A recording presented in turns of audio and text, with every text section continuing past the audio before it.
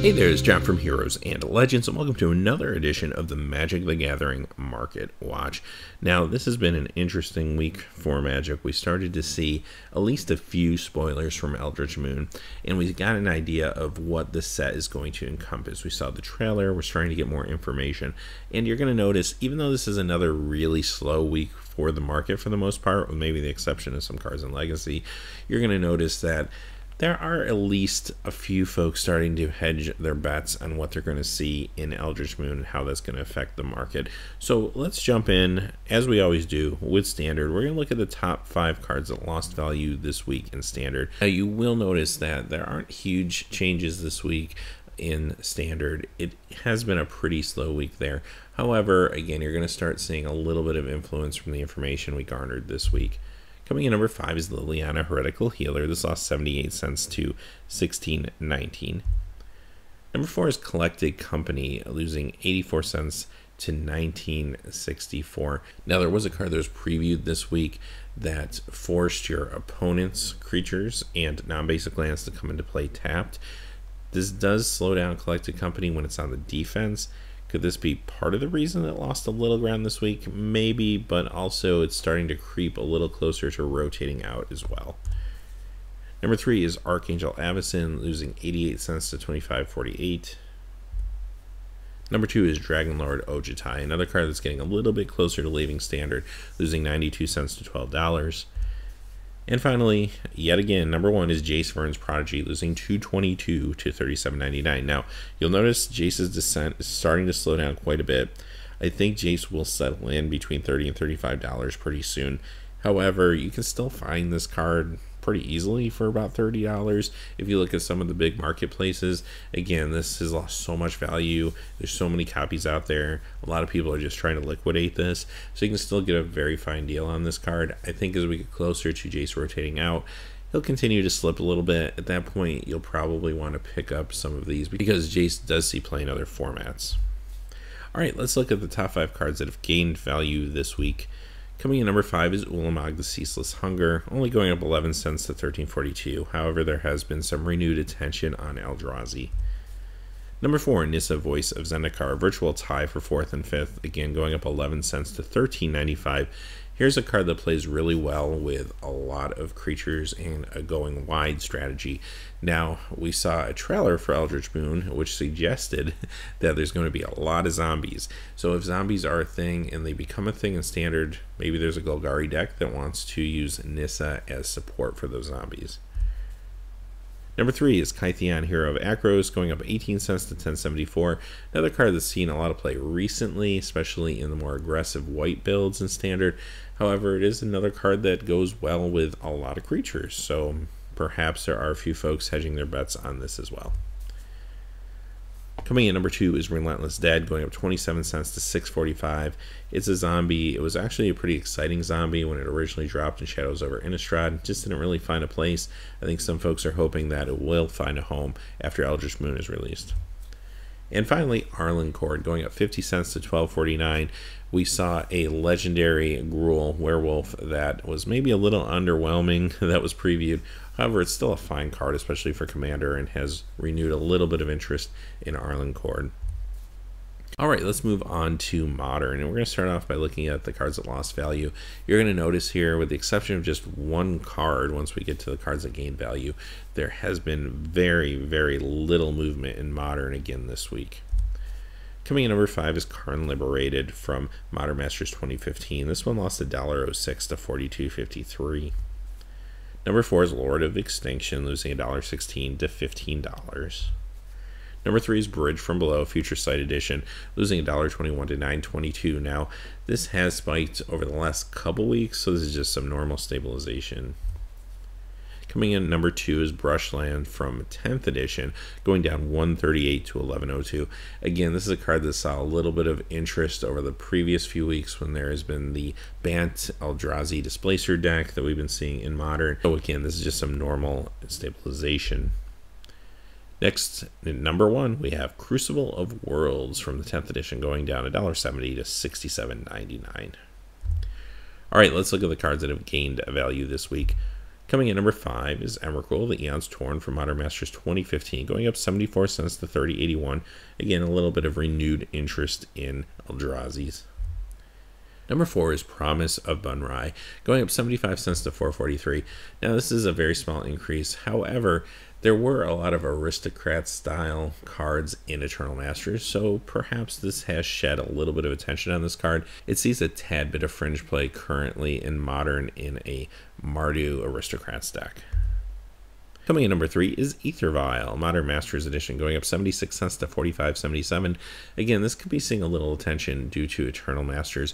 If you are interested in breaking into Legacy, Death and Taxes is a good option. Even Merfolk's a good option, but Death and Taxes did have some cards in Eternal Masters that made entry into that deck a little easier. Ether Vial is one of the more expensive cards in that deck, so some folks may be trying to break in and are looking to pick this up.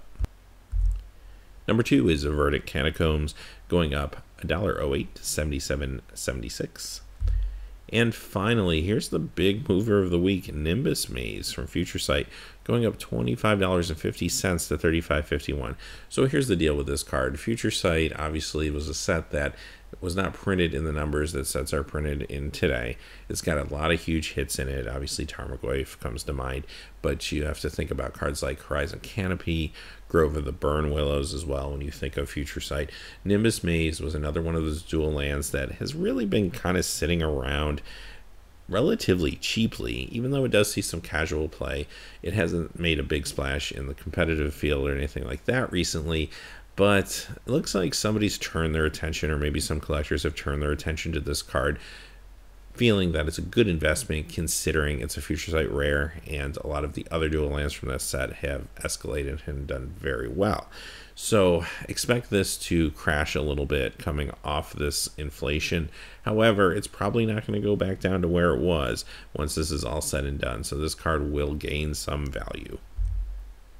All right, let's look at Legacy now, and there's a little more action in Legacy this week. It seems like now that Eternal Masters is released, folks are starting to go back to speculating on especially some reserve list cards. A lot of cards that spiked over the last few weeks starting to stabilize as well. So for cards that lost value this week, we'll start with Bayou Unlimited version, going down 9.56 to 234.52, and you will notice actually all the cards that lost value this week are unlimited. They've been hot the last few weeks, starting to stabilize this week.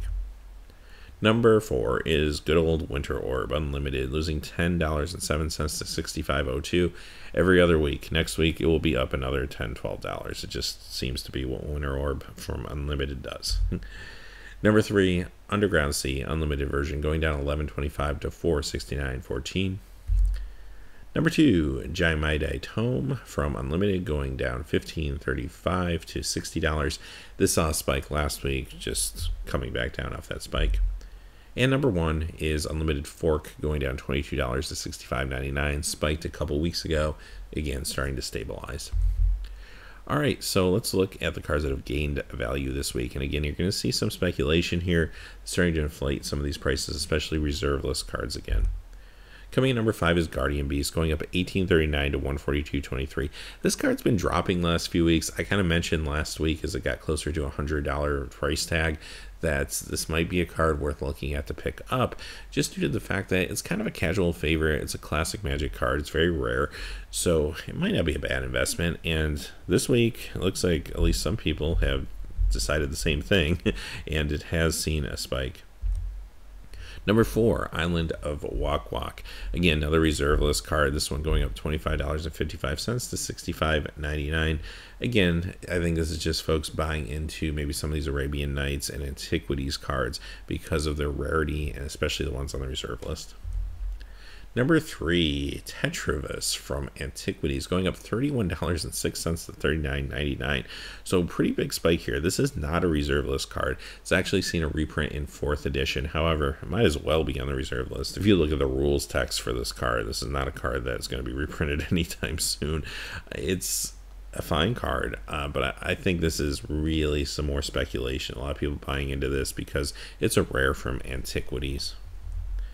Number 2 is Moat, and again, Moat has seen some attention from speculators over the last week or so, going up $193.17 to $762.50. This is a pretty big increase. Again, it will probably come down within a week or two, but it's not going to go back down to where it was. Again, this is another way that moat is going to continue to increase in value, and I think will continue to be in the eye of speculators for a while. And coming in at number 1, we haven't seen it in a little while, but the Tabernacle of Pendrell is back in a big way. This time going up $280 to $1,449.99. This is a card that sees play in the lands decks, and I do think that there are a lot of big ticket speculators that are trying to get some copies of this. I mean, basically from a financial viewpoint, this is basically starting to become like a Power 9 value type card. So there's going to be a lot of collectors out there. They're just going to want to pick a copy or two of this up and hopefully watch it grow over the next few years. So this card is going to get continually difficult to find. It's rare already, and it's a reserve list card, so on and so forth. So there you have it. That's the market watch for this week. So starting on Monday, we are going to begin getting the official spoilers for Eldritch Moon. So expect some changes over the course of the next week or two, especially in the standard and a little bit in the modern market. These new cards will start to have a little bit of impact as people speculate on where the meta games will be going. So until then, hey, thanks for watching. Please remember to like and subscribe, and have a great day. Hey, thanks as always for watching. This video, like all my videos, was made possible by the generous support of viewers like you on Patreon. Even a donation of $1 helps me to keep growing this community and creating better quality videos for all of you. Check out our Patreon page for exclusive giveaways and future goals for the channel. If you haven't had a chance yet to subscribe, hit that subscribe button so you don't miss any of the MTG news, spoilers, set reviews, product openings, or finance videos on Heroes and Legends. Talk to you again soon, and have a good day.